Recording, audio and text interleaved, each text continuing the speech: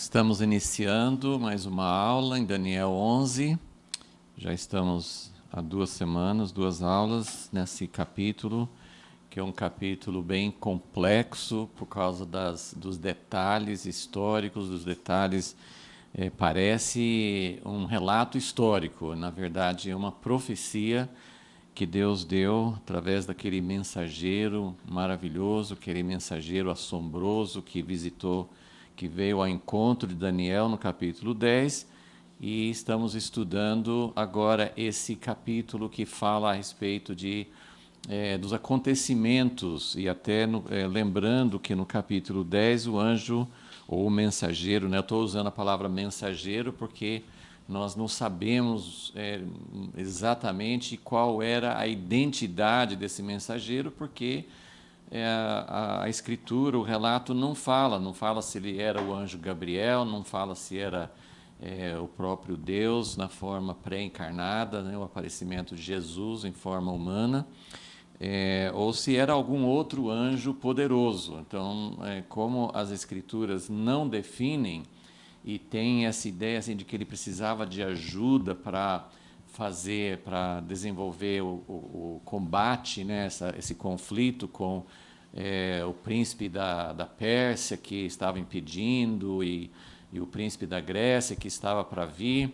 Então, nós entendemos que provavelmente não era o próprio Deus, ou Cristo na sua forma pré-encarnada. Mas, enfim, esse mensageiro, ele falou para Daniel,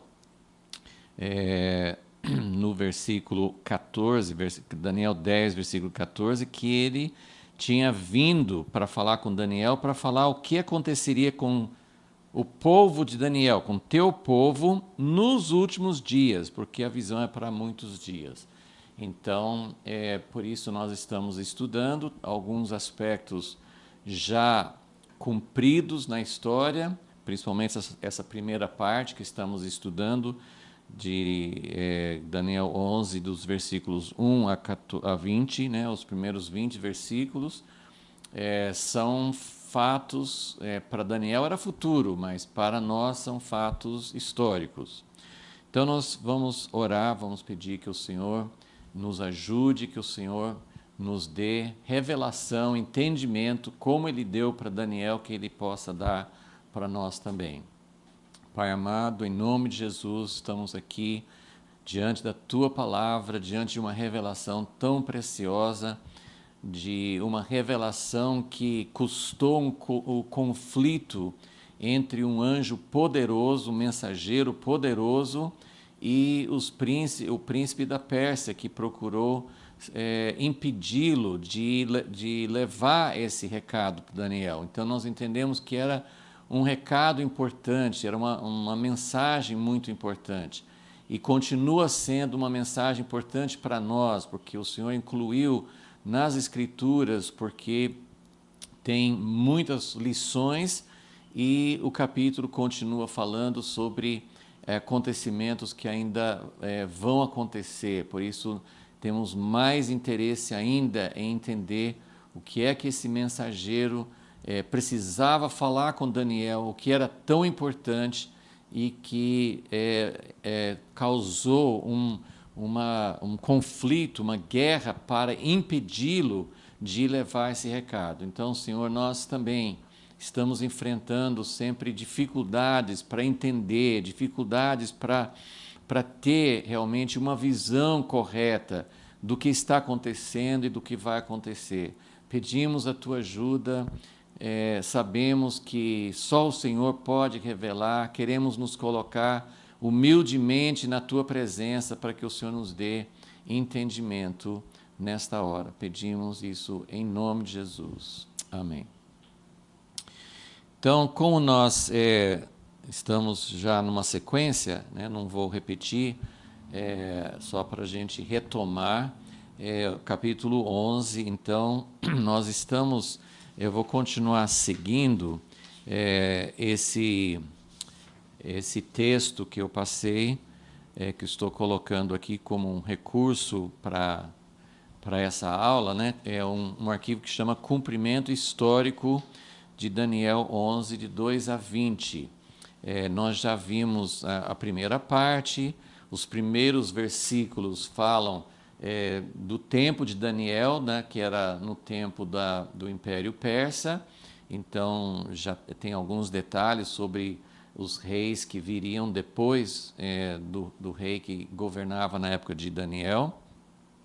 Depois fala a respeito do surgimento de um novo império, que é o Império da Grécia, no versículo 3 e 4, fala sobre como esse império seria muito forte, mas logo em seguida iria ser fragmentado, ia ser dividido por causa da morte de Alexandre o Grande.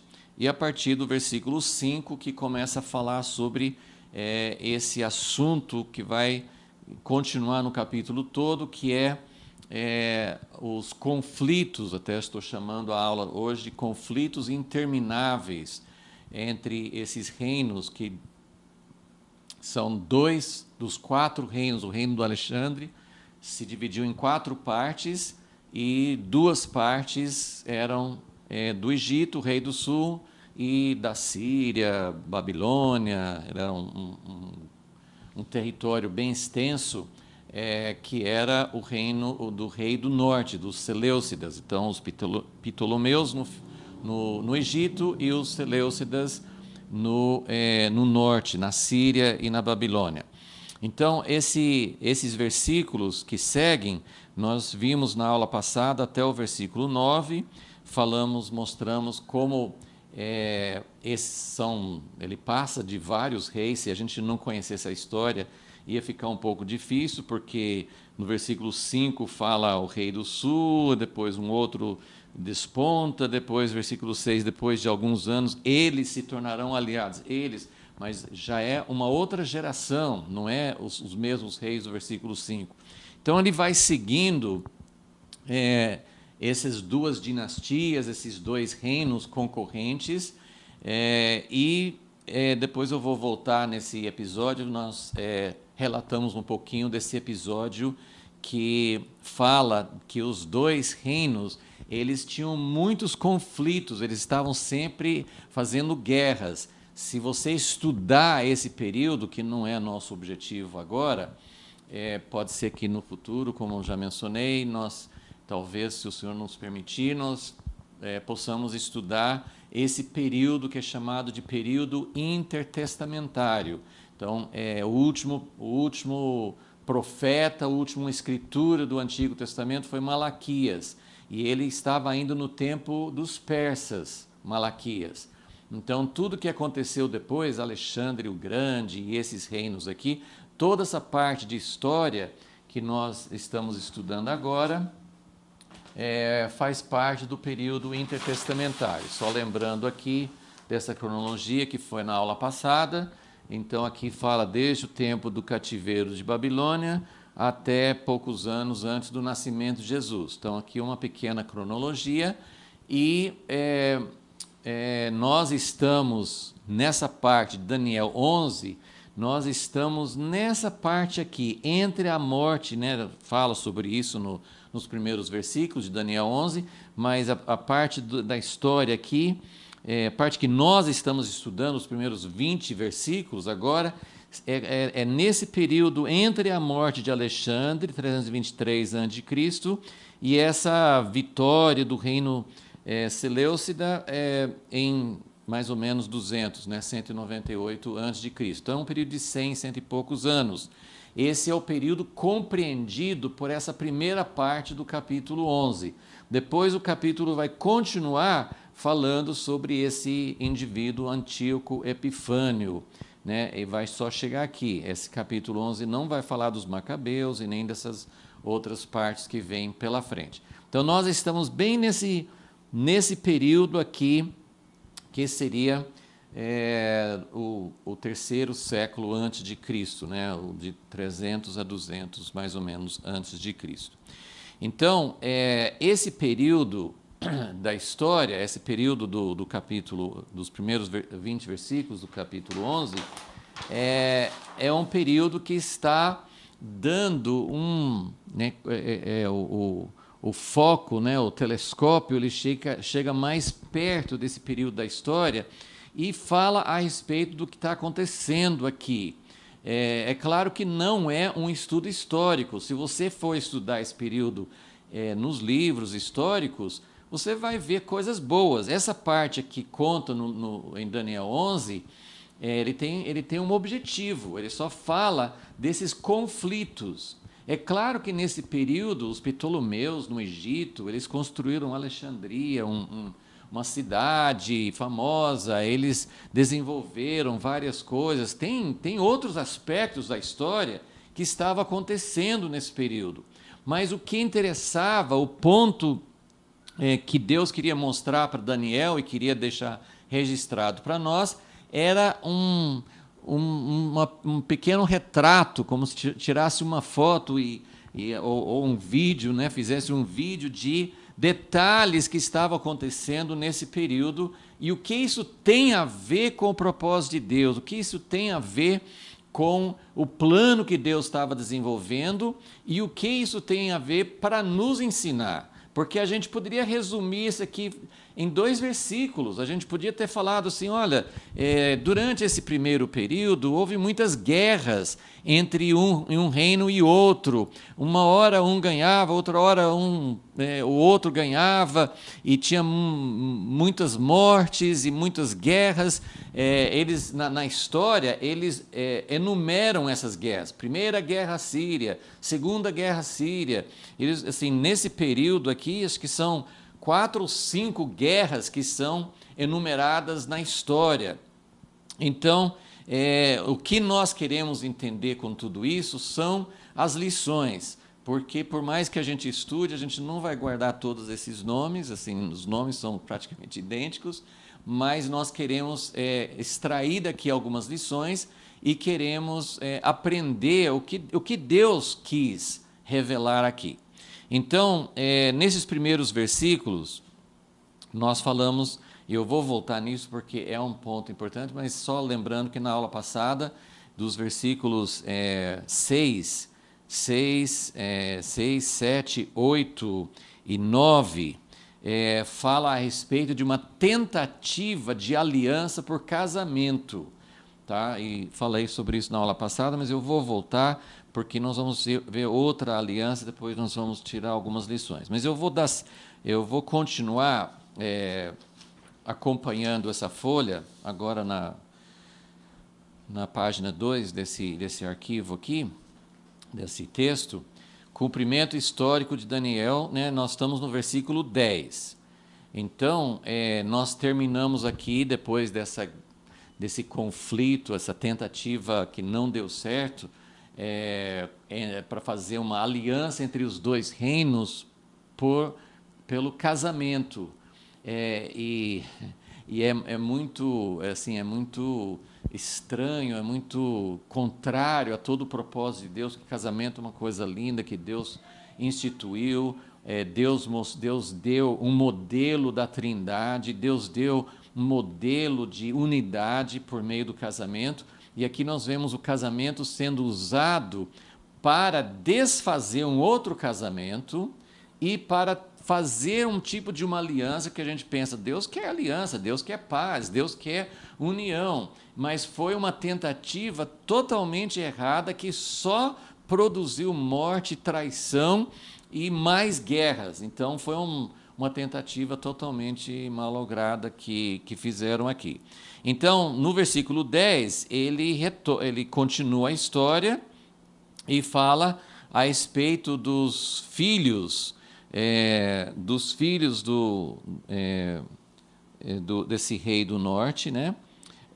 Seus filhos, que seria Seleuco III, vão se preparar para a guerra e reunir um grande exército. Então, como resultado desse casamento, houve uma grande guerra, agora e o rei do sul ganhou, agora o reino do norte vai levantar um grande exército para lutar contra o reino do sul. E eles vão avançar, ainda no versículo 10, como uma inundação irresistível. Então aqui nós vemos os reinos humanos tentando ajuntar grandes exércitos. E como eu falei na aula passada, isso é uma tragédia, porque nós vemos o jogo de poder entre duas dinastias, entre dois reis em cada época, mas a sequência da família, a família queria o poder. Então nós temos essa ideia de dinastia humana, querendo cada uma ser mais forte do que a outra e lutando para conseguir o poder. Mas não é uma luta entre reis, entre Davi e Golias. É uma luta de exércitos. E eles ajuntam grandes exércitos. Talvez não seriam... São grandes, eram milhares de pessoas, 70 mil soldados, números em torno disso, 60, 70 mil soldados em cada exército. E morriam 10 mil, 15 mil, assim, é como moscas morrendo, assim. Os soldados, as pessoas humanas, elas não têm valor nenhum, elas são usadas para o interesse de poder daquele rei.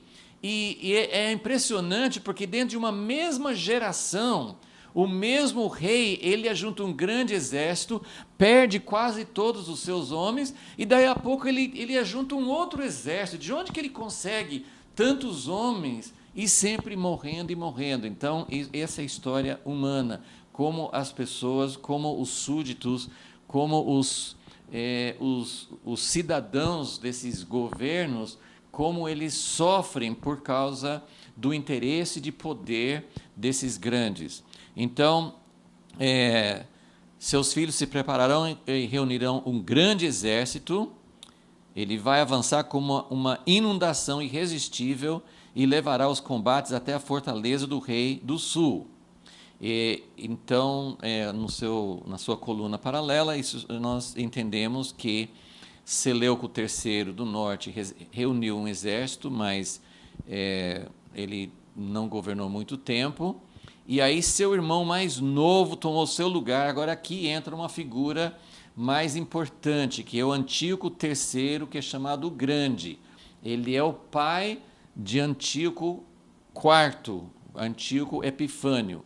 Então, daqui até o versículo 20, vai falar sobre esse rei Antíoco III, Antíoco o Grande. Então, ele fez isso, ele reuniu um grande exército, avançou como uma inundação irresistível, varrendo tudo na frente, foi até o rei do sul. Ele teve algumas vitórias, mas no fim ele foi derrotado, porque aí no versículo 11 fala que o rei do sul marchará furioso. Então, nós temos essas guerras, um ataca o outro fica furioso e ataca aquele. Então, esse pêndulo do poder e sempre com grande prejuízo de vida humana. Em face disso, o rei do sul marchará furioso para combater o rei do norte, que o enfrentará também com um enorme exército, mas mesmo assim será derrotado. Foi aqui que Antíoco III, ele foi chamado grande porque ele conseguiu depois conquistar bastante território e ter vitórias, mas aqui nesse versículo 11 ele foi derrotado. Versículo 12, quando o exército for vencido, então o Ptolomeu IV, ele conseguiu vencer Antíoco o Grande, e ele se encheu de orgulho e matará milhares, mas o seu triunfo será breve. Ok? Então Antíoco perdeu milhares de soldados nessa batalha.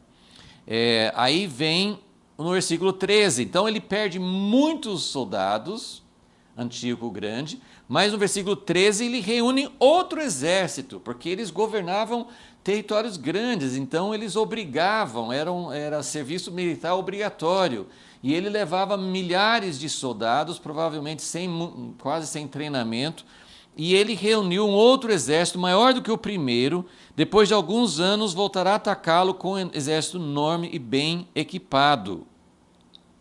Ok? Então essa vitória é chamada a Batalha de Pânias em 198. Então, no versículo 13, nós temos aqui já essa mudança, porque até então, esse versículo 13, em que ele reúne um grande exército e bem equipado, e ele finalmente ele ganha. E essa batalha, esse ano e essa batalha é significativa porque aqui muda definitivamente o centro de poder, porque até então muitas guerras, uns perdendo, um lado perdendo, o outro ganhando, mas a terra de Israel, a terra de Palestina, estava quase sempre, nesse primeiro século, debaixo do domínio do Egito, do rei do sul. Havia guerras, havia tentativas, mas era o Egito que estava por cima. Essa batalha do versículo 13 é uma batalha, não terminam as guerras, não termina o conflito, mas é uma batalha que muda, porque a partir desse momento, e esse aqui é realmente o objetivo de toda essa visão, que Deus queria falar com Daniel que ia acontecer com o povo dele, com o povo de Israel. Então, o que mais interessa aqui é o que vai acontecer com Israel, com o povo de Deus, o povo da aliança. E até então eles estavam debaixo do Egito. O Egito, nenhum governante é maravilhoso, é bondoso, mas de maneira geral, no tempo do Egito, o povo de Israel não sofreu tanto. Esse primeiro período aqui, eles não sofreram muito. Quando é que eles vão começar a sofrer? Com Antíoco IV. Mas a história está mostrando como chegou nesse ponto. Então, Antíoco, o Grande, agora ele vence uma batalha decisiva, ele já tinha sido derrotado antes, agora ele ganha, e a partir desse tempo, a Síria, né, o rei do norte, passa a ter o domínio sobre Israel. Ainda não é o tempo de perseguição, mas as coisas estão sendo, o palco está sendo preparado, ok? Agora acontece uma coisa muito interessante no versículo 14. Porque aqui fala, versículo 14, então, olha só, quem acabou de ganhar uma vitória, mudou o pêndulo de poder, o domínio passou a ser mais agora da Síria, o rei do norte, mas naqueles tempos, versículo 14, naquela época, muitos se rebelarão contra o rei do sul. Então, ao mesmo tempo que a Síria estava ganhando mais poder, o reino do sul, os Ptolomeus, eles estavam também enfrentando problemas internos. Então, estavam enfrentando derrotas externas, derrotas para o rei do norte, mas também estavam enfrentando problemas internos. E aqui tem uma coisa muito importante, porque nessa primeira parte do capítulo que estamos examinando, não fala muito do povo de Israel. Eles estavam no meio desses dois poderes, mas não fala muito sobre eles. No versículo 14, faz uma menção. Naquela época, muitos se rebelarão contra o rei do sul. Isso aconteceu na história. Houve várias insurreições, rebeliões no Egito, dentro do reinado deles, contra o rei, contra o Ptolomeu que estava no poder. Então, agora aparece o povo de Israel, e ele chama assim, e os homens violentos, tem várias traduções, mas os homens violentos, né, do povo a que você pertence, se revoltarão para cumprirem esta visão, mas não terão sucesso. Eu tentei verificar em vários comentários e fontes históricas, pelo menos assim, até onde eu fui, não tem assim uma certeza absoluta, uma descrição absoluta a que isso se refere. Mas eu pude constatar o seguinte: dentro de Israel, dentro da terra da Palestina, que estava no meio, E é muito interessante porque aqui nós temos a Síria, se você olhar no mapa, tem a Síria no norte, tem a Babilônia, hoje o Iraque, né, para o leste. Então, o rei do norte, ele dominava tudo em volta de Israel. Síria, Turquia, Iraque, todos esses territórios ali em volta de Israel pertenciam ao rei do norte. Ao sul, o Egito, a Arábia, pertenciam ao rei do sul. Então, Israel é pequenininho, uma terra pequena entre essas duas potências. A princípio, eles não têm nenhuma chance de ter uma independência, porque são duas potências contra um povo pequeno que não tinha nenhuma capacidade de enfrentar. Então, o que aconteceu? O que acontecia nessa época? Tinha dois partidos dentro do povo de Israel. Um partido, e eram partidos ligados ao sacerdócio, porque como eles não tinham o próprio rei, o próprio governante, eles não eram um país independente, então eles não tinham um governo civil, mas eles tinham o templo, que foi reconstruído no tempo de Esdras e Neemias. Então eles tinham templo, eles tinham sacerdócio, e o sacerdócio, os sacerdotes, e isso a gente vê até no tempo de Jesus depois. Os sacerdotes, eles se tornaram uma força política. Os sacerdotes se tornaram uma força política. E isso vai continuar no tempo dos Macabeus também. Então, agora, dentro do sacerdócio, que tinha assim, um certo poder político interno ali em Israel, tinha dois partidos. Agora é fácil a gente imaginar. Dois partidos por quê? Tinha um partido que apoiava os Seleucidas, o norte, e tinha outro partido que apoiava os Ptolomeus, o sul. Então, eles tinham esses dois partidos dentro do povo de Israel. Um apoiando um lado, outro apoiando o outro lado. Ok? E aqui no versículo 14... o que parece que aconteceu é que havia um grupo violento. O que é um grupo violento? É um grupo que recorria às armas.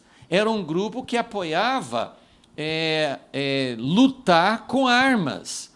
No tempo de Jesus, esse povo que apoiava o uso de armas era chamado zelotes. Jesus tinha um discípulo que era desse partido.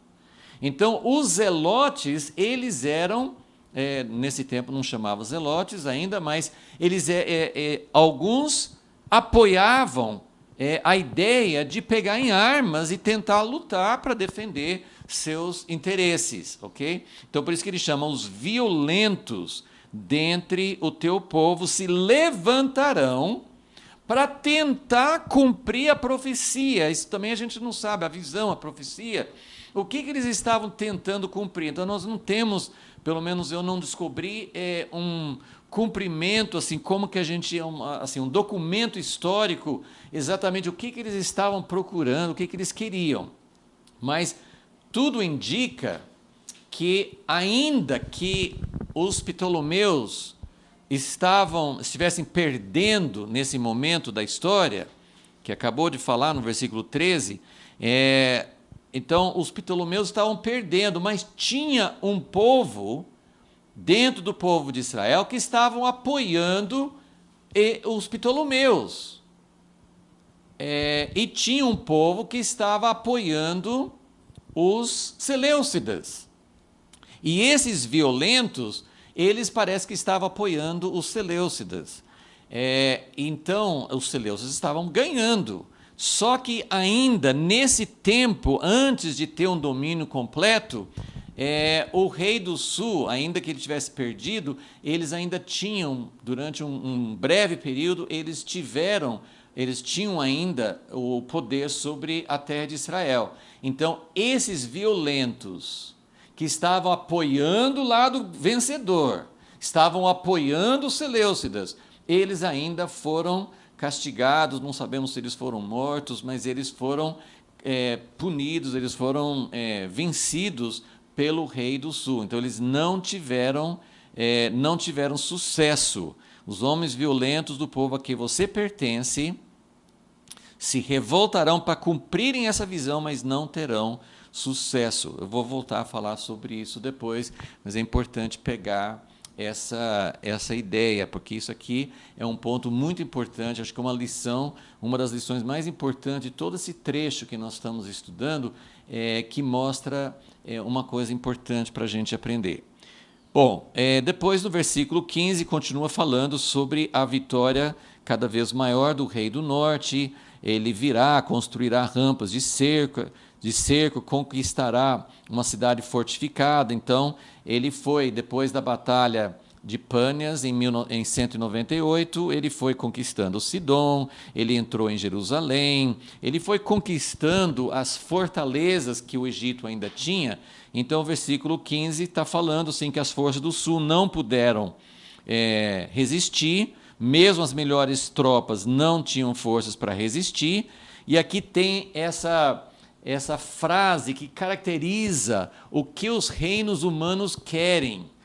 Quando falou de Alexandre o Grande, lá no versículo 2, fala assim, que ele, versículo 3, né, fala que um rei grande ia fazer um grande domínio e fazer o que lhe aprovesse. Aqui também, esse rei do norte, ele conseguiu uma vitória e ninguém pôde resistir, não havia força que pudesse resistir. E aí o versículo 16 fala, o invasor fará o que bem entender, ninguém conseguirá resistir-lhe. E ele se instalará na terra magnífica e terá poder para destruí-la. Eu vou voltar também para falar depois sobre essa expressão, terra gloriosa, terra magnífica. Então aqui também nós temos uma menção específica da terra de Israel, da terra do povo de Deus. Então ele fez uma menção daqueles que estavam aliados ao rei do norte, mas se deram mal.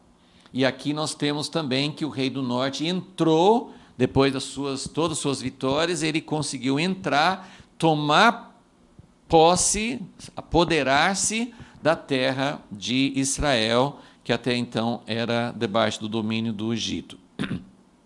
Então, ele se instalará na terra magnífica. Ele tem poder para destruí-la, mas ele não destrói. Ele foi bem recebido. O povo judeu, de maneira geral, assim, parece que o partido maior estava ao lado dele, então ele ficou contente, mas ele puniu os que estavam do lado do Egito. Então, assim, eu vou voltar nesse ponto, mas guarde bem esse ponto. Tinha dois partidos no meio do povo de Deus. Um apoiava o lado da Síria e o outro apoiava o lado do Egito, norte e sul. Os dois se deram mal. Os que apoiaram o norte se deram mal, primeiro porque eles foram castigados, punidos pelo rei do Egito antes de perder o poder lá, e depois os judeus estavam apoiando o lado que eles não sabiam, mas se eles tivessem examinado a profecia aqui de Daniel, que Deus deu para Daniel, eles teriam visto que é o lado do norte que seria o grande perseguidor deles. E tinha judeus apoiando o rei do norte, sem saber que depois o filho desse Antíoco Grande seria o temível Antíoco Epifânio. E quem estava apoiando o Egito também se deu mal. Então, por ali nós já temos uma ideia sobre uma lição importante que eu vou voltar a falar mais no final, ok? E depois nós temos essa menção de Deus chama a terra de Israel de terra gloriosa. O mensageiro que fala com Daniel, ele fala, esse homem vai entrar na terra gloriosa, na terra magnífica, porque é o lugar que Deus escolheu para fazer a sua morada. Então, é uma terra maravilhosa, é o lugar, como fala em Salmo 132, que Deus escolheu para habitar ali. Ok? Agora aqui no versículo 17, Vamos só nos versículos finais dessa parte aqui, nós vamos até o versículo 20. No versículo 17, ainda falando de Antíoco o Grande. Ele virá com o poder de todo o seu reino e fará uma aliança. Então aqui nós temos uma segunda história, nesses 20 versículos, uma segunda história de aliança. Lembra, nós vimos na aula passada sobre uma tentativa de fazer aliança por meio do casamento. Não deu certo, resultou na morte de todo mundo envolvido. Todo mundo envolvido. O rei que se separou, a primeira esposa, a segunda esposa, o filho que nasceu da segunda esposa, todo mundo morreu, só sobreviveu o filho da primeira esposa que deu continuidade na dinastia. Mas e não trouxe paz, trouxe mais guerras ainda. Então foi uma tentativa que deu 100% errado. Agora nós temos uma outra geração, anos depois, nós temos esse rei, Antíoco o Grande. Ele derrotou o sul, ele derrotou o Egito, mas ele tinha grandes ambições. Ele ia subir de novo para a terra que hoje nós chamamos de Turquia, era chamada de Ásia Menor. Ele queria conquistar mais territórios. E para ele não ter dor de cabeça com o Egito, ele formulou um plano de fazer uma aliança com o Egito por meio de casamento. E aqui nós temos um nome que todo mundo conhece, não é a mesma pessoa, mas o mesmo nome, né? Esses nomes, Antíoco, Seleuco, Ptolomeu, né? São nomes históricos e são muitos que tinham o mesmo nome, né? Eles usavam o mesmo nome. Então nós temos aqui uma história de um outro casamento. E olha só, foi um pouco diferente da primeira história. Vamos ler o que fala aqui no texto bíblico primeiro. Então, ele fará uma aliança com o rei do sul. Então, o rei do norte quer fazer uma aliança com o rei do sul. Ele, o rei do norte, lhe dará uma filha em casamento. Essa filha se chamava Cleópatra, mas não é a Cleópatra dos filmes. Assim como teve vários Ptolomeus, teve várias Cleópatras. A Cleópatra famosa dos filmes da época de Roma era Cleópatra VII, a sétima rainha Cleópatra. Essa aqui é a primeira. Essa aqui é a primeira que tinha o nome Cleópatra. Ela era filha de Antíoco o Grande, do norte. Ela foi dada, a história nos conta, que ela era uma garotinha, mas isso era comum naquela época. Ele deu a filha, de acho que uns 10 anos de idade, ele deu a filha para o rei, para a filha do rei do Egito. Então, ali na época era o rei Ptolomeu IV, mas ele deu essa filha para casar com o filho do Ptolomeu, que seria o Ptolomeu V. Então, o que ele queria? O texto bíblico fala, ele lhe dará uma filha em casamento a fim de derrubar o reino. Ele dá a filha como uma espiã, como uma pessoa que ele está infiltrando no sul para defender os interesses dele.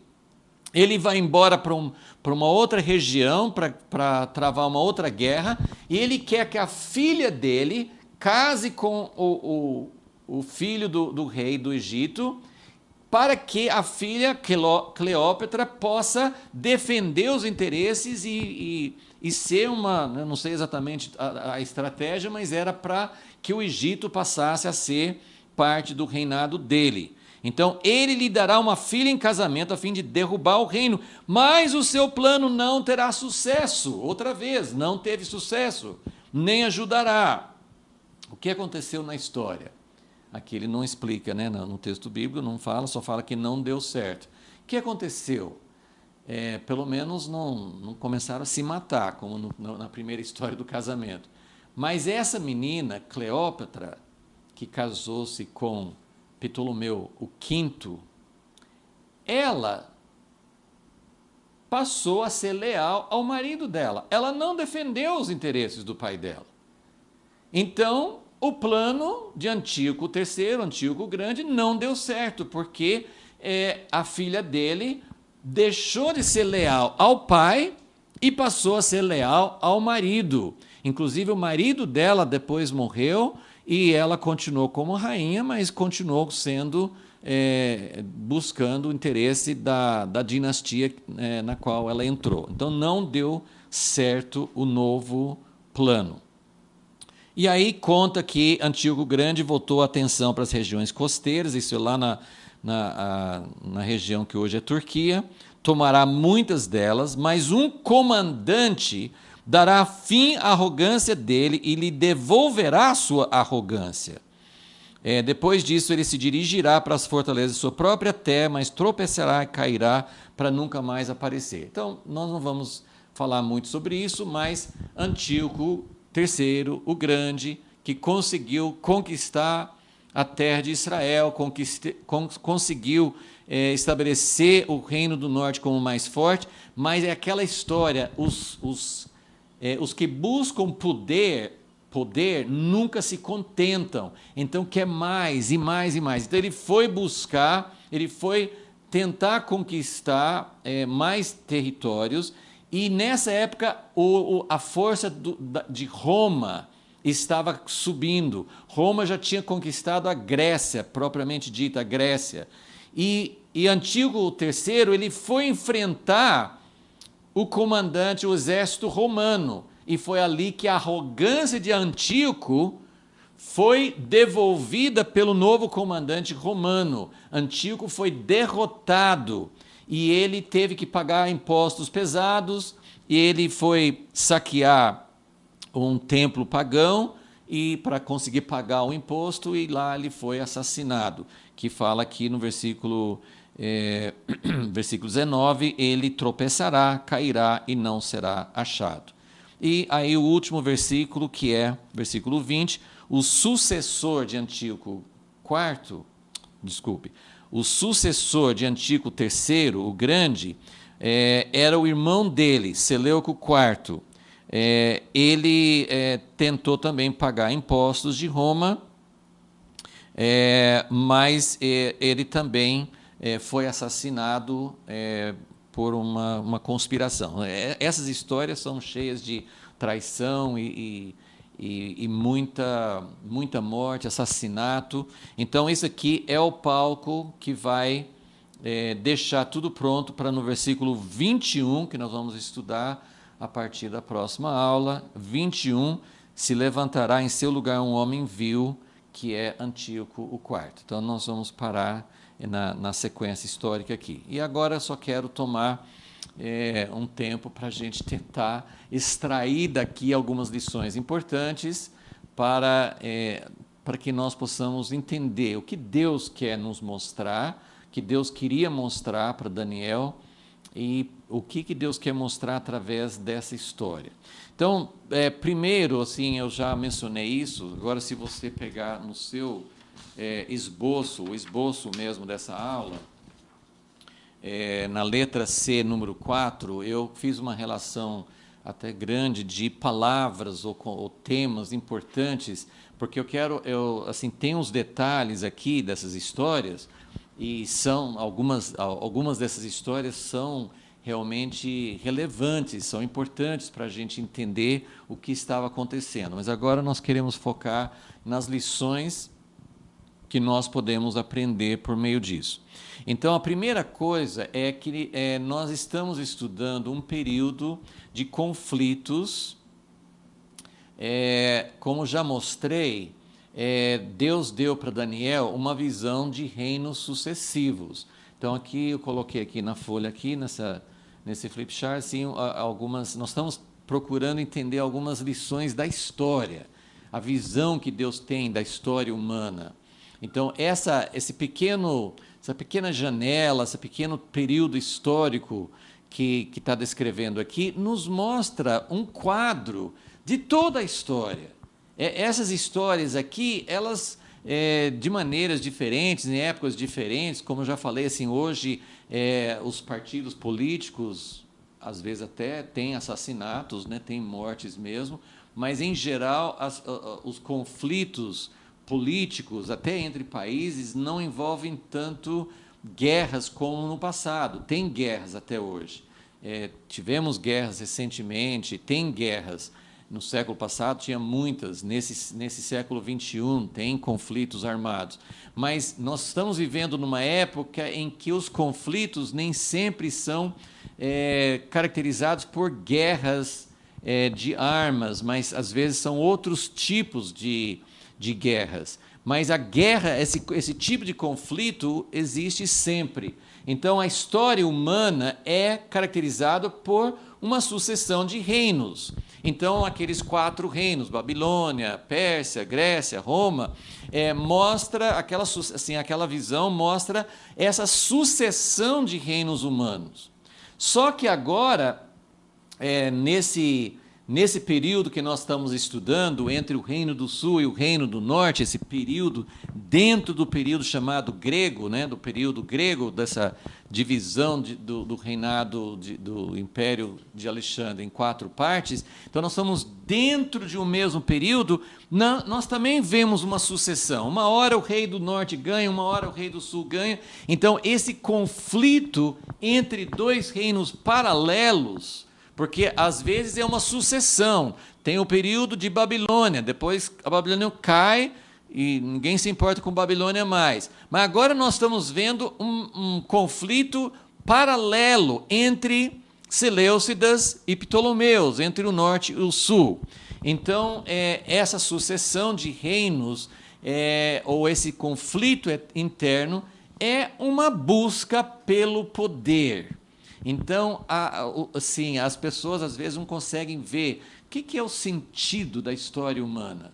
Quando você estuda a história, o que você estuda? Eu lembro quando eu era adolescente, às vezes estudando a história, eu ficava pensando, por que a história só fala dos reis, dos governantes? Seria muito interessante que a história contasse relatos comuns, narrativas. O que estava acontecendo com o povo naquela época, o que eles estavam desenvolvendo, como é que a vida estava acontecendo assim, durante aquele período. Seria muito mais interessante. Agora você fica a história da Europa, dinastias, reinos, um cai, outro levanta, faz guerra. Então a história é feita de intrigas e brigas entre governantes e guerras. Essa é a história. Então, por quê? Porque é a busca pelo poder. É isso que faz a história humana. E é isso que faz os conflitos intermináveis. Porque o grande desejo do ser humano, e se for pensar, esse desejo de governar, Deus plantou dentro do coração do homem. Quando ele criou o homem, ele falou assim, sujeitai a terra, estou dando domínio a vocês sobre toda a criação. Então, o desejo de criatividade, o desejo de governar, o desejo de ter poder, é um desejo que veio de um mandato e de uma raiz original que Deus deu, só que foi corrompido totalmente pelo pecado. Então essa busca pelo poder é isso que está por trás da história humana. E por que Ptolomeu, segundo, terceiro, quarto, quinto, por que um desses Ptolomeus, né, às vezes até tem um momento em que assim, ele ganha uma vitória e ele até tem um lugar que fala assim, ele não tem um lugar que ele fala assim, final do versículo 8, por alguns anos ele persistirá contra o rei do norte, mas teve um tempo em que ele não lutava mais. Houve períodos de paz, houve períodos de trégua. Aqui está falando dos conflitos, mas claro que no meio desse período houve anos em que não houve guerra. Mas por que os homens não se contentam? Por que eles não convivem, cada um no seu lugar? Porque eles buscam o poder. Eles querem mais poder. Eles querem, quem é rico quer mais riqueza. Quem é famoso quer mais fama. Quem recebe muitos aplausos quer mais aplausos ainda. Quem tem 10 mil seguidores no YouTube quer 100 mil. E vai assim, né? Então, nós temos sempre um anseio por mais. E esse anseio por mais envolve conflitos. Então, é só você olhar para a história contemporânea, só você olhar na notícia.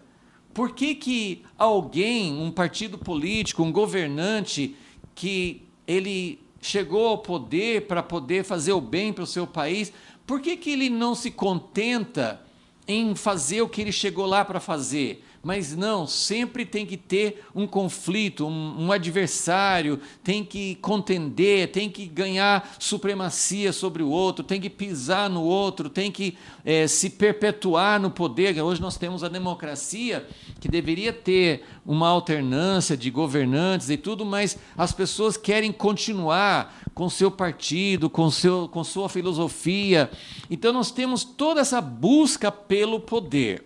E essa busca pelo poder, ele faz através... Como que ele busca o poder? Com conflitos, guerras. Então, esse período todo é caracterizado por guerras, uma guerra atrás da outra. Então, que é guerra?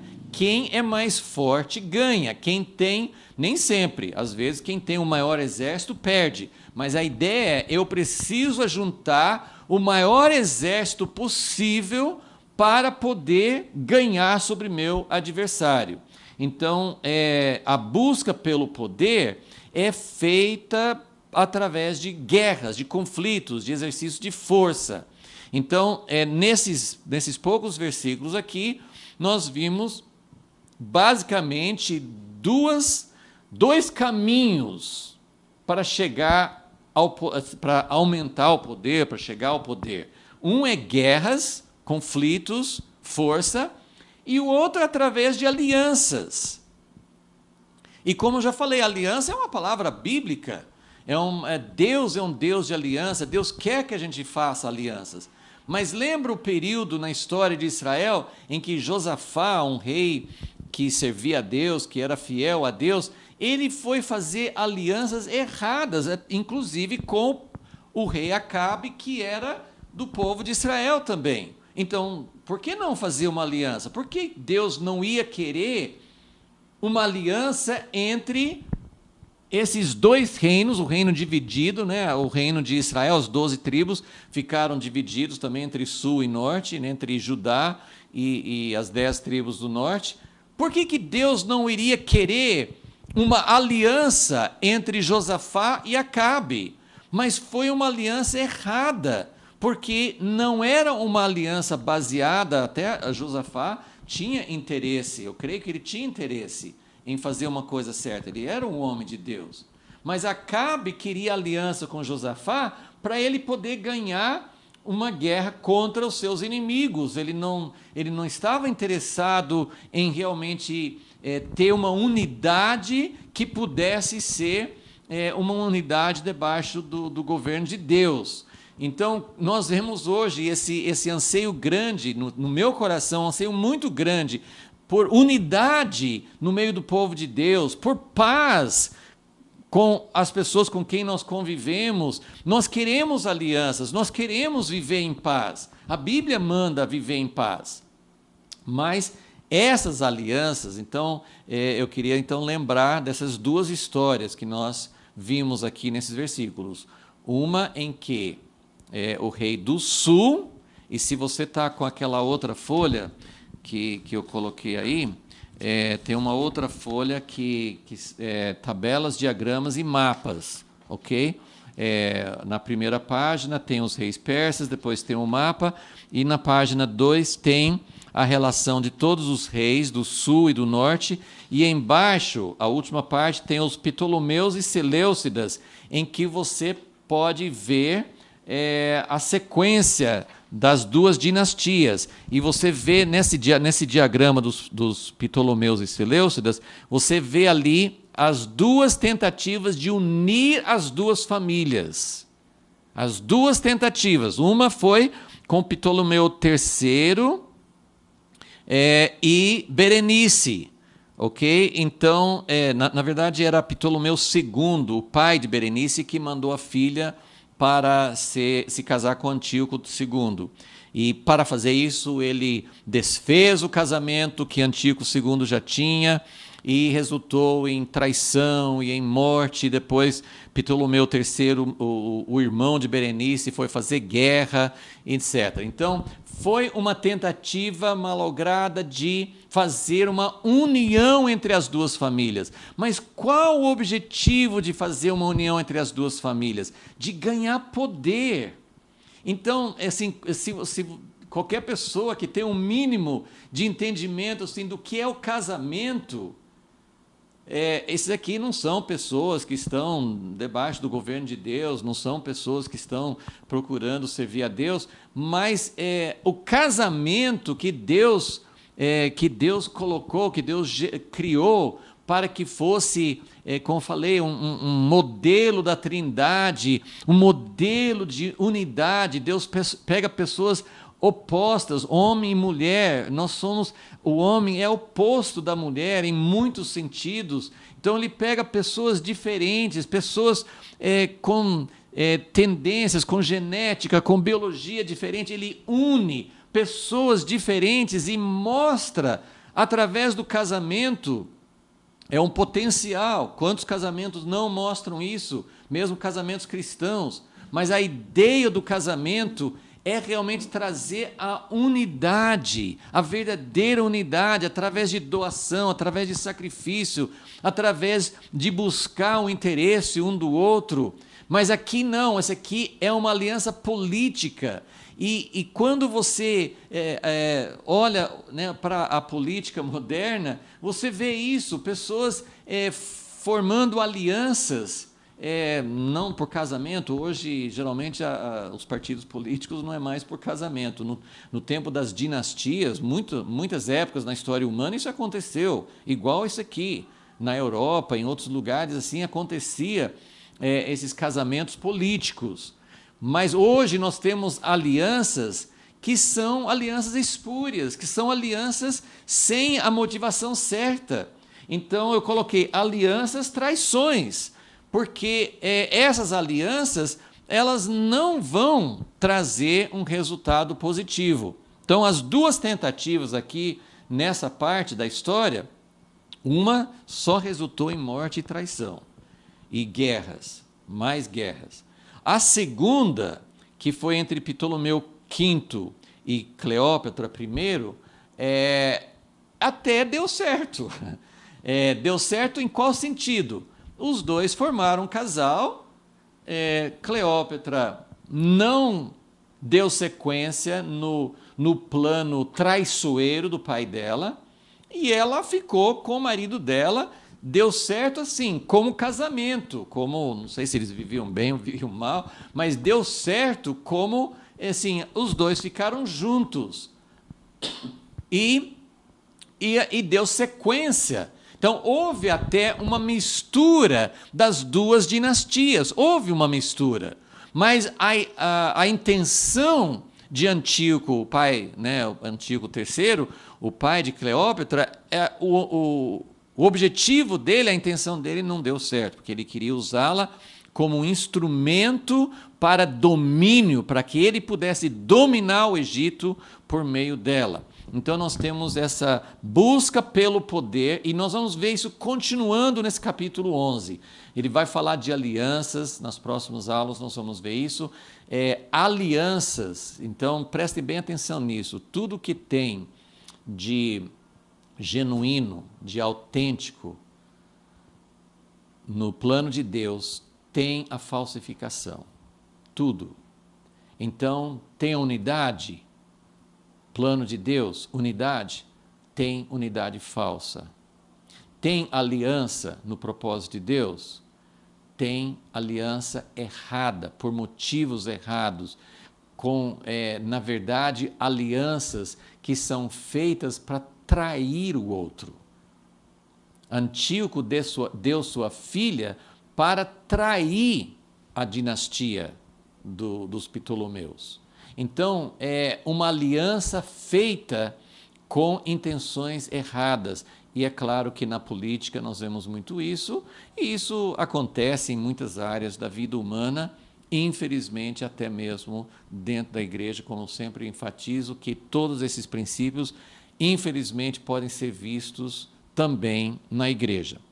Ok? Então, busca pelo poder, que essa busca, esse caminho para o poder, pode ser feito através de guerras, de conflitos, de confrontos, guerras comerciais, guerras tecnológicas, né? Tem confrontos, hoje, né, como nós sabemos, tem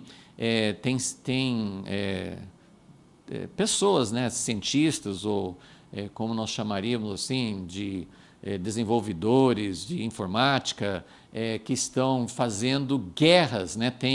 Tem os russos que tentam invadir, têm invadido com sucesso, várias instituições americanas têm procurado mudar as eleições, tem os cientistas israelenses que já entraram nos sistemas de nucleares do Irã para tentar derrotar. Tem muitos chineses, tem muitas guerras. Hoje nós estamos vivendo um tempo de guerras de informática, de hackeadores. Acontece aqui dentro do Brasil, vimos várias coisas acontecendo, hackeando informações de políticos, de juízes e tudo mais. Então nós temos essa guerra tecnológica, tem a guerra comercial, de tarifas e tudo mais, de alianças. Os países formam alianças para derrotar outros países, para ter mais supremacia, né? Muitas vezes as alianças feitas entre países não visam o bem comum dos países ou do povo, visam domínio, mais poder. Então, nós temos essas duas maneiras de chegar ao poder, através de conflitos abertos e também através de alianças que, na verdade, são caminhos traiçoeiros. Eles fazem alianças ou com intenção de prejudicar outra pessoa, ou outro país, ou outro grupo, ou às vezes até assim como uma forma de ser uma traição dentro da próprio lugar com quem se está fazendo aliança. Então, essa é a busca pelo poder. E o que acontece quando chega ao poder? O que acontece quando esses caminhos dão certo? Deus está mostrando nessa visão, nessa mensagem, Ele está mostrando um pequeno retrato, um pequeno quadro de como acontece. Houve vários momentos. Alexandre o Grande chegou ao poder. Ele começou a fazer tudo o que ele queria. Houve um período em que o rei do sul era mais forte. Depois veio o período em que o rei do norte era mais forte. Então, quando os governantes, os reis, os protagonistas, quando eles chegam ao poder, o que acontece? Deus está mostrando isso. O que acontece quando uma potência chega ao poder? Então, eles não se contentam. Eles querem mais guerras, mais poder. Então, a pessoa que chega num degrau superior, ele vê que ele não chegou aonde quer ver. E outra vez eu falo assim, Deus criou o homem, Adão e Eva, Deus criou o homem para ser governante sobre o mundo, não sobre os seus semelhantes. Mas Deus deu ao homem esse instinto, só que esse instinto foi corrompido. Então, quando nós desejamos que todas as forças erradas, existem inimigos sim. Nós como igreja, eu vou falar sobre o povo de Deus daqui um pouquinho, mas quando nós chegamos, quando nós entendemos o propósito de Deus, nós queremos o reino de Deus. Nós queremos que Deus governe. E nós temos grandes inimigos, nós temos os inimigos da doença, nós temos os inimigos da divisão, nós temos os inimigos do egoísmo, nós temos grandes inimigos que estão lutando para impedir esse governo de Deus. Mas quando o homem quer o poder, é uma coisa que Deus plantou dentro do coração do homem, mas que foi corrompido por Satanás. Que o próprio Satanás, que era um anjo de luz, ele também teve esse desejo de poder excessivo. Então, quando ele alcança algum poder, ele quer mais. Ele nunca se contenta. E aí o que vem? Corrupção. Hoje no Brasil a gente pensa muito em corrupção como roubar dinheiro do governo, dinheiro do povo. Mas corrupção, na Bíblia, e a palavra corrupção, corromper-se, é muito mais amplo do que roubar dinheiro. Isso faz parte. Mas a corrupção é uma coisa que significa aquilo que Deus fez para ser perfeito, para ser belo, para ser um reflexo da natureza dele, é corrompido para se tornar algo terrível, algo destruidor.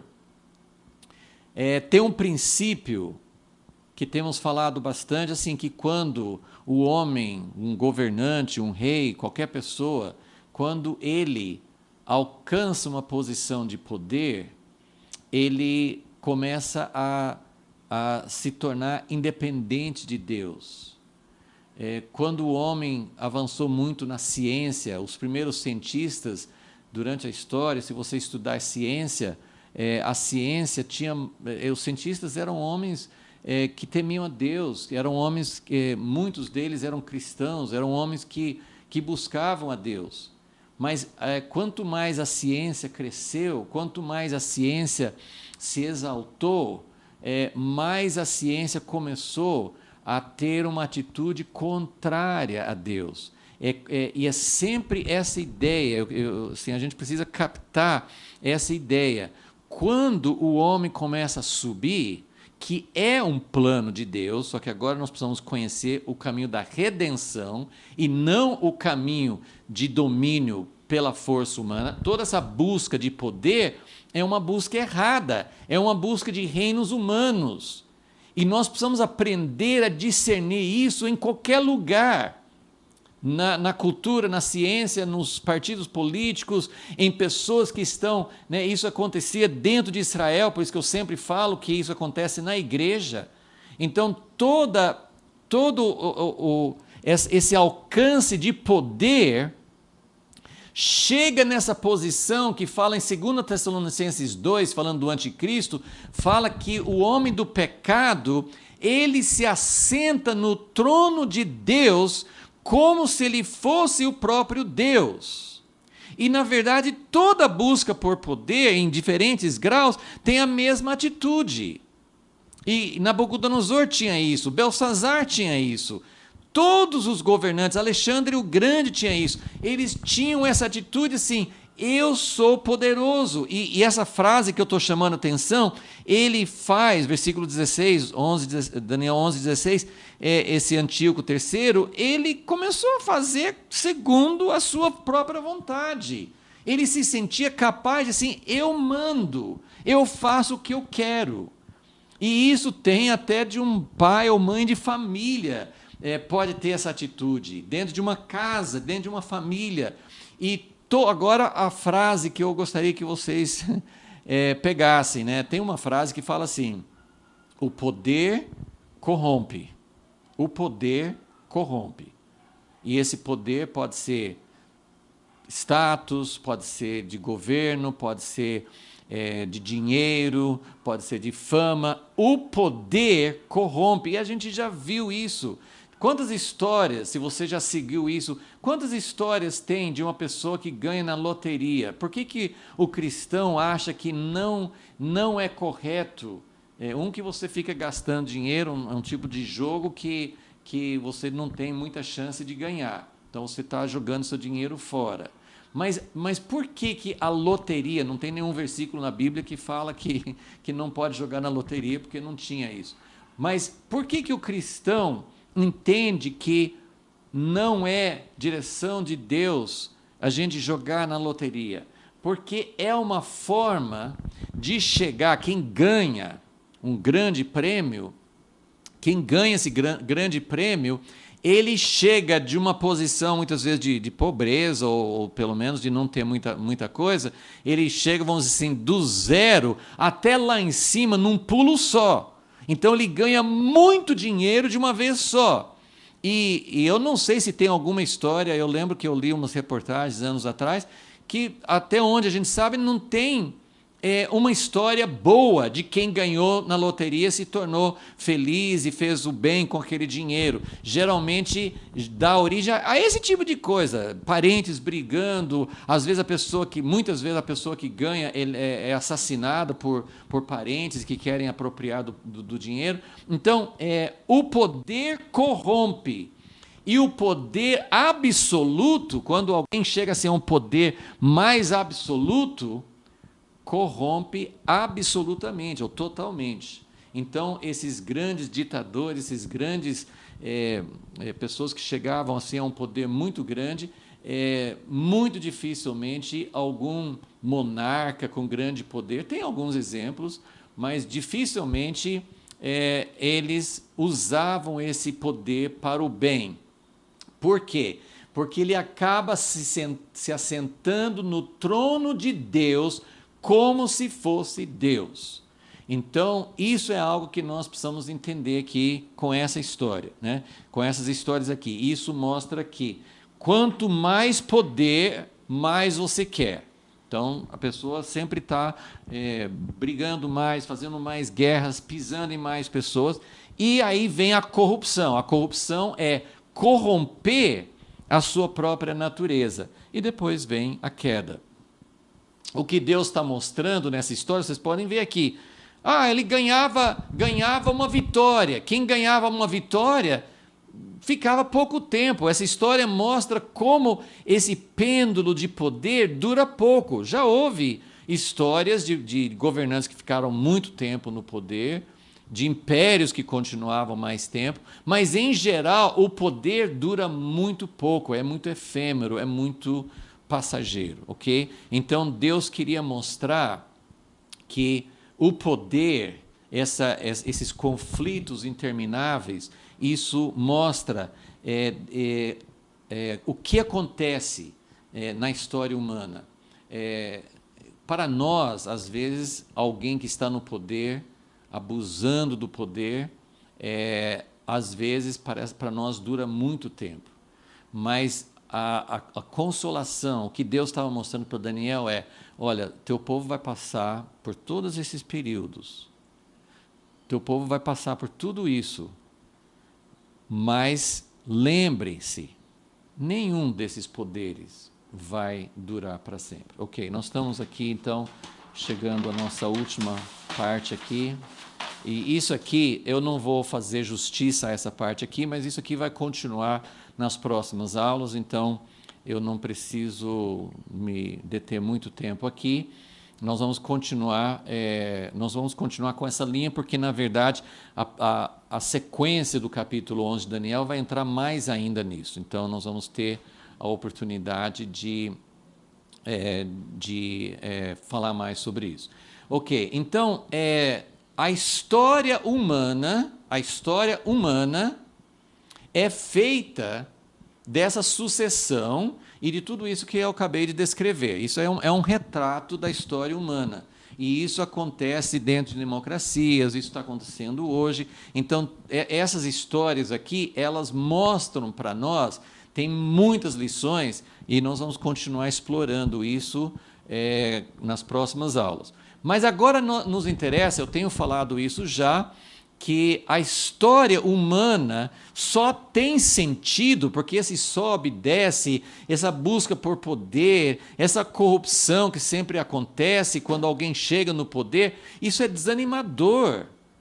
Às vezes você gosta de um governante, de alguém, você vota em um candidato, você acha que é uma pessoa que tem uma atitude diferente, e já existiram na história, e podem existir pessoas com um espírito diferente. Daniel, que tinha um espírito diferente, pode acontecer, mas quantas decepções, Quantas decepções! Nós temos visto muitas pessoas que começam bem e terminam mal, justamente porque não suportam esse poder, não suportam essa posição de poder. Então nós precisamos entender a história da humanidade dentro dela, e esse é o assunto da Bíblia. Daniel 11 não é uma tentativa de descrever o que realmente aconteceu na história humana, em todos os aspectos. Como eu falei, essa época não tinha só coisa ruim, né? Tinha coisas boas acontecendo no Egito, talvez na Síria também, não me aprofundei muito nisso. Eu sei que no Egito, os Ptolomeus, eles fizeram do Egito um lugar que, mesmo depois que Roma veio e conquistou, o Egito continuou sendo um lugar de muito estudo, tinha uma biblioteca enorme em Alexandria. Então, tinha coisas boas acontecendo na civilização humana. Em todas as épocas da história, houve avanços, pessoas estudando, desenvolvendo a civilização, muitas coisas boas acontecendo, mas a Bíblia está mostrando para onde vai a história, qual é a raiz do mal que corrompe a história. E dentro da história humana tem uma outra história, que é o assunto principal da Bíblia, que é a história do povo de Deus. Só que a história do povo de Deus também tem muita coisa triste. Então, nós temos aqui um resumo de alguns aspectos aqui. Como eu falei, assim, isso não aparece muito nesses primeiros 20 versículos, mas isso vai aparecer mais na parte para frente. Mas eu queria colocar isso já como um vislumbre, como já anunciando aspectos que nós vamos ver daqui para frente, porque tem alguns aspectos aqui que já começaram a aparecer. Então, o que é a história do povo de Deus? Principalmente nessa parte da história que Deus está mostrando para Daniel. Nós sabemos que em Israel houve um período glorioso de Davi e Salomão, em que Deus desenvolveu algo em Israel, em que Israel não era subjugado a outras nações. Mas, nesse período da história, a história do povo de Deus é uma história de subjugação, ou seja, o povo de Deus está sendo subjugado, está sendo dominado por essas nações. Então, tanto é que vocês veem o rei do norte e o rei do sul. Nunca nós temos aqui, mas tem um período aqui, vai ter depois com os macabeus, mas não no sentido de vencer outros países. O período dos macabeus foi um período em que o povo de Israel conseguiu ficar independente dos dois. Mas nesse período que nós estamos estudando aqui, Israel, o povo de Israel, não é um protagonista de poder. Eu quero que você grave isso. Nós precisamos saber em que tempo nós estamos vivendo. Porque houve períodos na história em que Deus permitiu que a igreja existisse e funcionasse mais livre. Nós temos as leis do Ocidente que garantem liberdade de religião. Então a igreja ela é respeitada, ela é reconhecida como tendo direito de existir e de não ter interferência do governo. Então nós estamos vivendo ainda num período assim. Mas em grande parte do mundo hoje, nos países islâmicos, nos países comunistas, não é assim. E em grande parte da história não foi assim. E essa parte que Deus está revelando para Daniel era um período em que o povo de Deus, o povo de Daniel, seria subjugado. Eles não fariam parte desse jogo de poder. Israel não seria uma nação nem para ser independente e nem para ganhar domínio sobre outras nações, como no tempo de Davi e Salomão. Ok? Então, nesse período em que nós temos um reino após o outro, Babilônia, Pérsia, Pérsia deu um pouquinho mais de liberdade, mas veio esse período aqui Seleucidas e Ptolomeus, e nós vamos ver que vai chegar num período em que Antíoco Epifânio vai tirar toda a liberdade, vai perseguir. Então nós temos assim períodos em que a igreja é subjugada, em que ela tem que existir debaixo de um domínio opressivo. E sempre que o homem se assenta no trono de Deus como se fosse Deus, mesmo que não seja naquele auge maior do anticristo, mas sempre que alguém toma o poder como se fosse Deus, esse alguém vai oprimir. E por isso que ele vai oprimir o povo em geral e vai oprimir a igreja.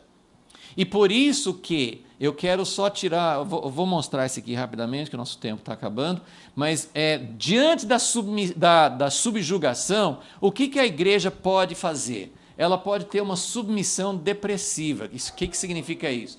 Ela pode falar assim, bom, não tem nada que eu possa fazer, eu tenho que me submeter, eu não posso servir a Deus. É uma obediência errada, é uma obediência assim, que não procura enfrentar essa autoridade que está subjugando. Então, a submissão depressiva é não assumir seu papel diante dessa oposição. É como se a igreja nos países islâmicos ou nos países comunistas de hoje falasse, tudo bem, não pode ter culto, não pode ter liberdade para servir a Deus, então a gente não vai fazer mais nada, a gente desistiu, nós desistimos de buscar e de tentar ser fiéis a Deus.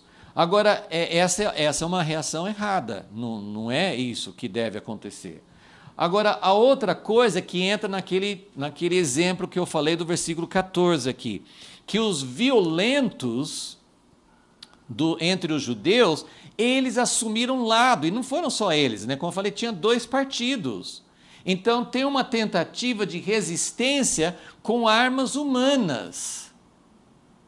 E essa tentativa é mostrada claramente aqui como fracassada, como errada. Não é assim. E ainda fala aqui que eles tentaram fazer isso para cumprir a visão de Deus.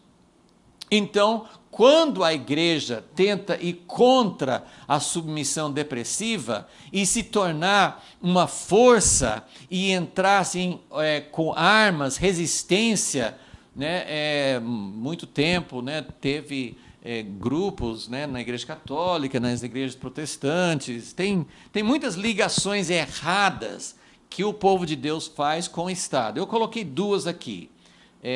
A submissão é você desistir e, né, mantém sua fé no coração, mas mais nada. Agora, a tentativa de resistência com armas humanas é errada, pegar em armas para resistir, e a tentativa de imitar métodos humanos. Então, né, mesmo quando não está sendo perseguida, a igreja pode tentar usar meios que são semelhantes, né? O poder, a posição, alianças erradas, conflitos com outros grupos para tentar achar a supremacia.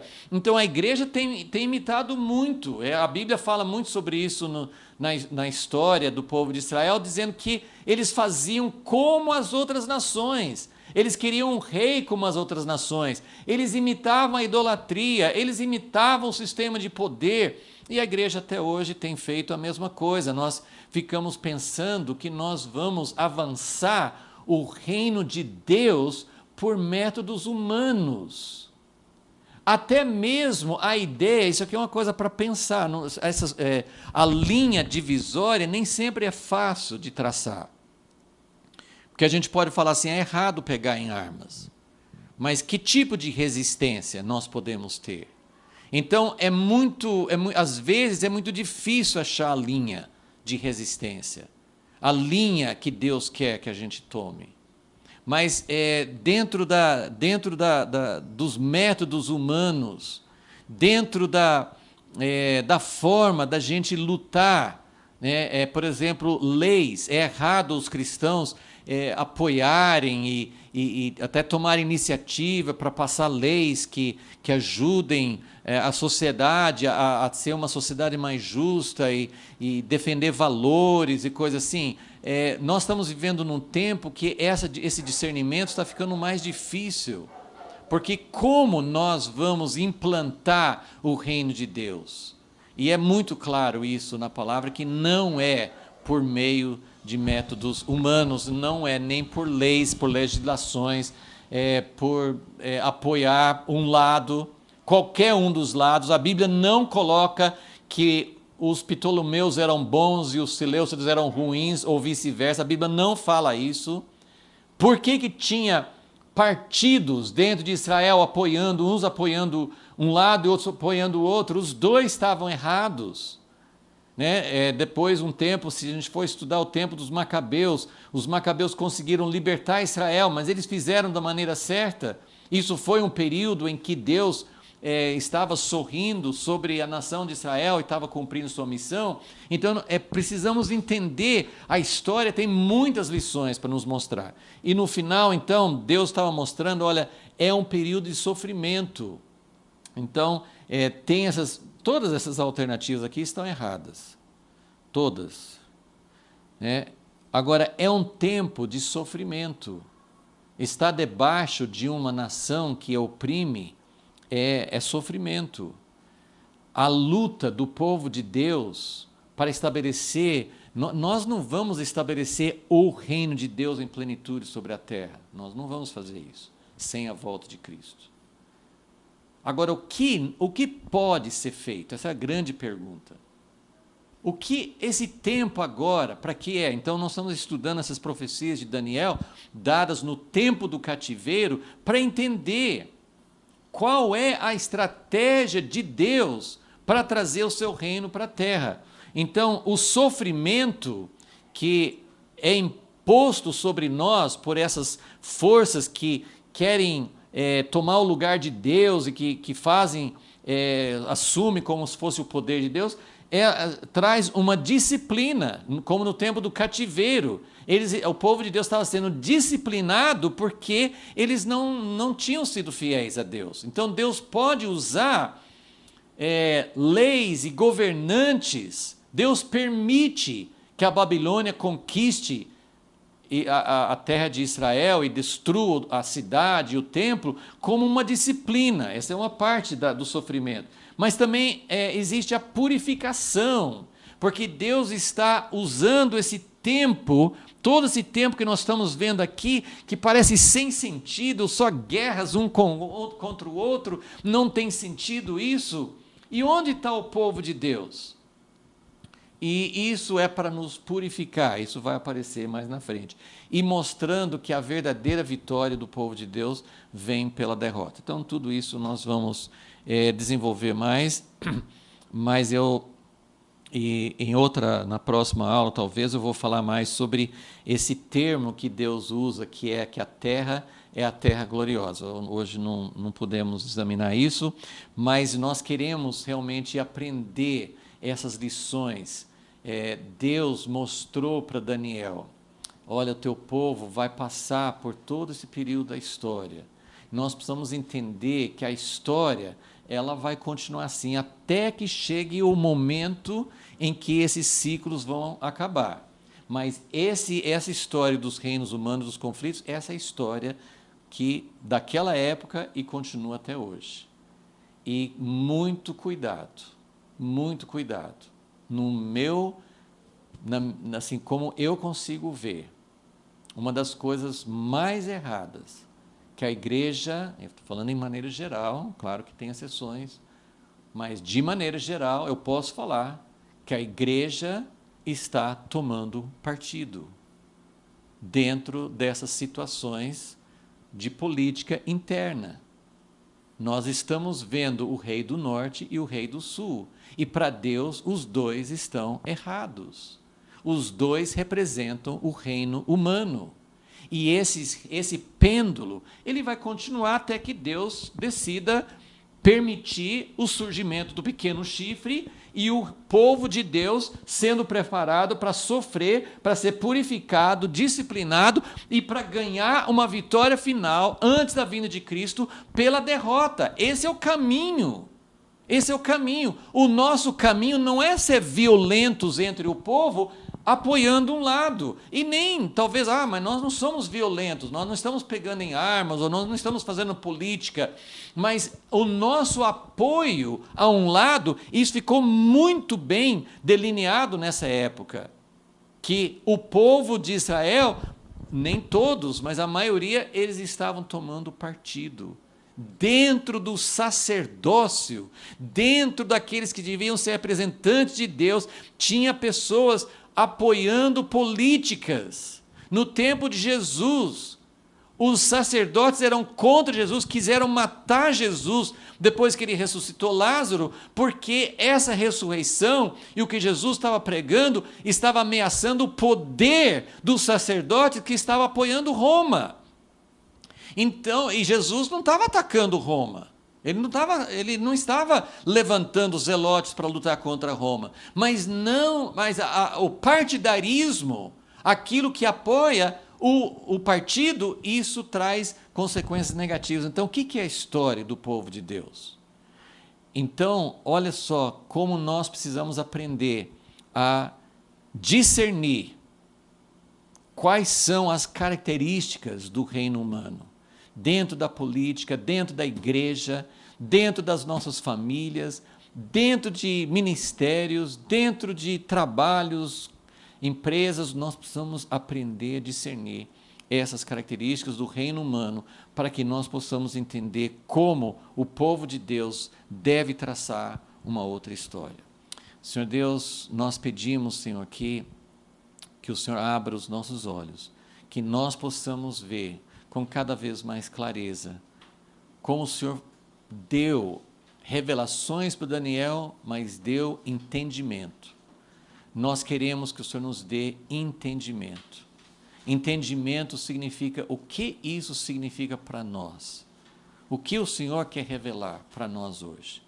Pedimos a Tua graça, a Tua revelação, pedimos humildade, pedimos que nós tenhamos corações prontos para abraçar uma verdade, ainda que ameace os nossos pontos de vista, as nossas percepções, que nós possamos ter um coração que realmente esteja aberto para o Senhor nos revelar, porque nós vamos precisar muito disso, a cada dia mais. Em nome de Jesus te pedimos. Amém.